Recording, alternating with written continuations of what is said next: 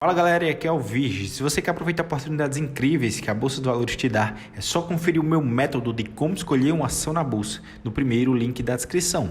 Tamo junto! É óbvio, você perguntar para um político se ele quer ser presidente da República, vai dizer que sim, pô. Então ele vai estar mentindo. Claro. Vai perguntar para um cardeal se ele não quer ser papa. Você perguntar pro Vai futebol dizer se que quer ser o maior artilheiro da Copa? Claro que quer quer. dizer, é natural. Como você tem um podcast aqui que E quero ser o bombou, maior, e você quer sim. subir mais Sim, ainda. sim. Então é natural querer as coisas. Claro. Agora, você tem que saber o teu momento, né? Eu não era nem para ser vice na chapa do Lula. Quem que era pra ser? Eu cheguei eu pessoalmente batalhei muito pro Jacques Wagner, governador da Bahia, ser o vice do Lula, que era o que o PT queria, e ele não aceitou. E quando o Ciro se reuniu comigo e chegou a mencionar que o sonho dele era me ter de vice na chapa, eu falei, para você ser presidente, você vai ter que ser vice do Lula, porque só se ele for impedido que você vai poder representar esse campo. E ele não topou.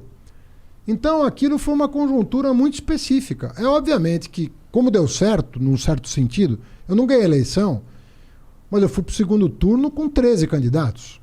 Só foi 2 para o segundo turno, eu e o Bolsonaro. É que o PT é muito forte no Brasil, né? O PT é forte, mas não é. Sim, modéstia à parte, não é só o PT, porque se você botar um candidato. O PT teve 1 milhão de candidatos a prefeito, a governador e tal. Eu acho que deu um pouco certo, deu uma liga boa, né? Tanto é que foi uma campanha bonita, sobretudo no segundo turno. Eu me emocionei muitas vezes, pela liga, né, que acabou dando. Então é natural, pô. Se o Lula não pudesse ser, eu falei, não, eu acho que o Lula tem que ser, porque eu conheço os processos que foram anulados, e aquilo lá é ridículo.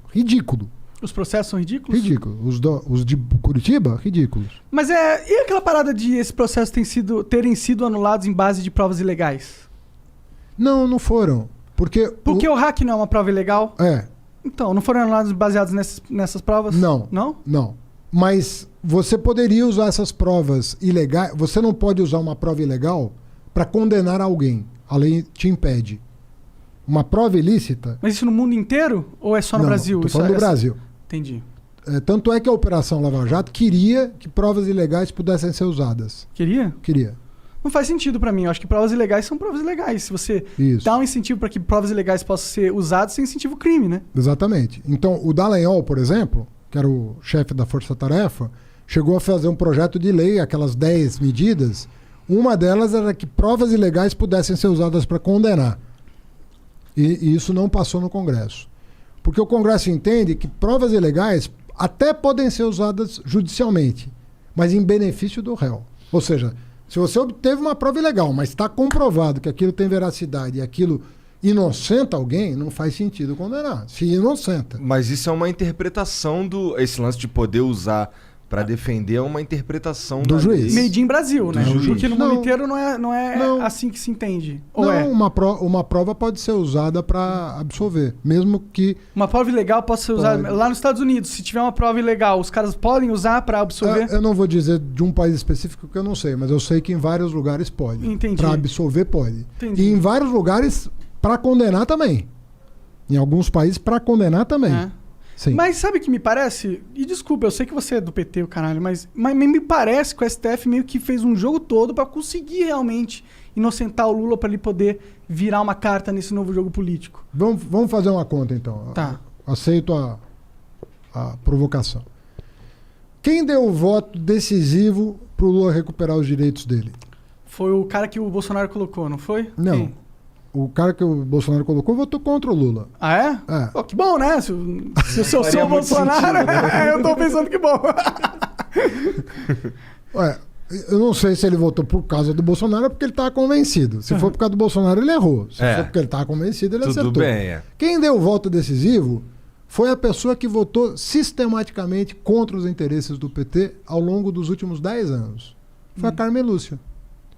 E a pergunta que eu te faço é, por que uma pessoa que votou sistematicamente, e eu não estou dizendo que ela estava errada, eu estou dizendo que como ela votou, um fato. A consciência dela é problema dela. Ela deve ter votado de acordo com a consciência dela. Até prova em contrário, ela votou de acordo com a consciência dela. Por que essa pessoa que votou com a consciência dela contra o PT o tempo todo, deu o voto decisivo para o Lula recuperar os direitos políticos. Porque era escancarada a maneira como o Moro se comportou em relação ao Lula. Você não pode grampear o advogado do réu. Você não pode induzir uma testemunha. Você não pode pedir para trocar o procurador porque o procurador não está tendo um bom desempenho.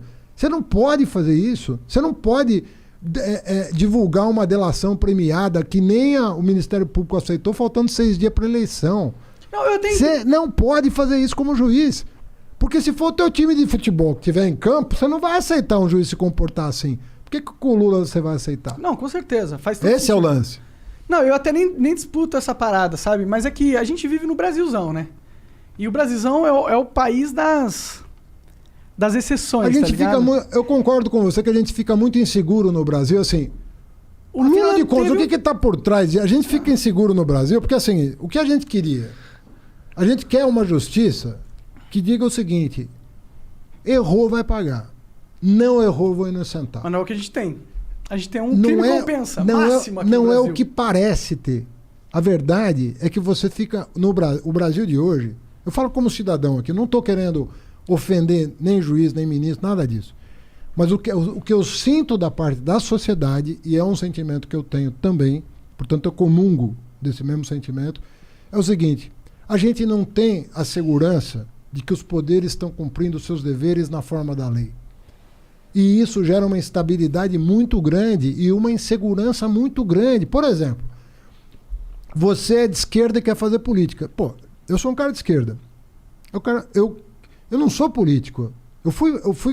Por que eu digo que eu não sou político? Eu sou político no sentido tradicional. Assim, eu vivo a política. Eu sou um cidadão.